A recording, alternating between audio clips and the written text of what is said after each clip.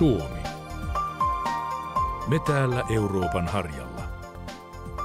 Mikä voisi olla Suomen toiminta-ajatus? Turvata asukkailleen hyvän elämän edellytykset.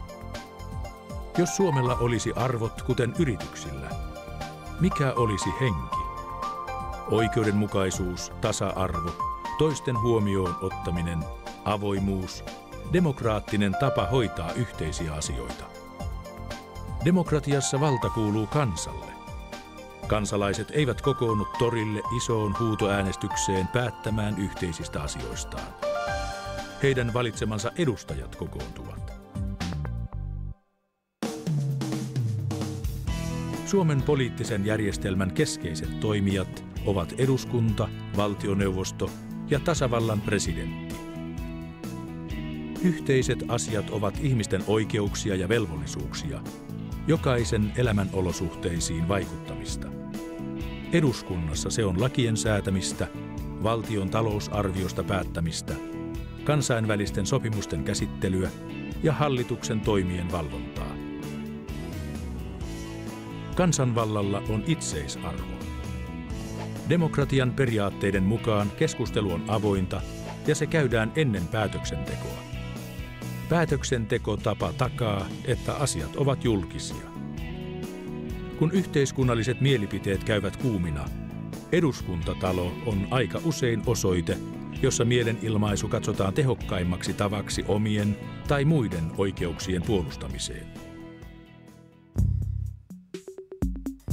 Lähes kenestä tahansa voi tulla kansanedustaja. Kansalla on sellaiset edustajat moraalisine ja eettisine ominaisuuksineen, kuin kansalaiset ovat vaaleissa valinneet. Jos kansanedustajia etsittäisiin palvelukseen halutaan ilmoituksella, se voisi olla vaikka tällainen. Suomen kansa hakee palvelukseensa 200 edustajaa käyttämään ylintä poliittista päätöksentekovaltaa. Alaikäraja 18 vuotta. Suomen kansalaisuus vaaditaan. Naisia tai miehiä, peruskoulukäyneitä tai tohtoreita.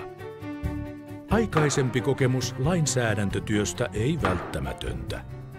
Työ on määräaikainen 4 vuotta kerrallaan. Töitä myös iltaisin ja viikonloppuisin. Ihmistuntemuksesta, vuorovaikutustaidoista ja kyvystä ryhmätyöhön on apua. Kansainvälisten yhteyksien vuoksi kielitaito on eduksi. Perusasenne. Halu vaikuttaa ja rakentaa parempaa maailmaa. Valintamenettely on avoimen oikeudenmukainen, mutta suhteellisen raaka. Riittävä määrä ihmisten vaaleissa antamia ääniä.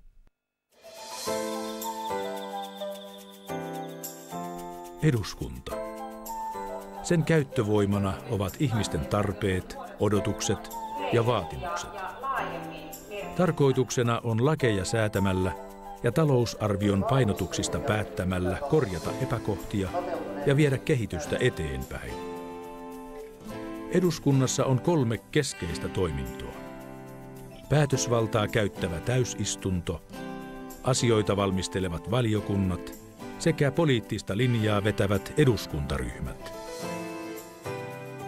Eduskunnan työtä johtaa puhemies, apunaan 2 varapuhemiestä sekä puhemiesneuvosto. Yleensä sääntönä on, että hallituksessa kulloinkin istuvilla poliittisilla ryhmillä on enemmän vaikutusvaltaa kuin oppositiossa olevilla.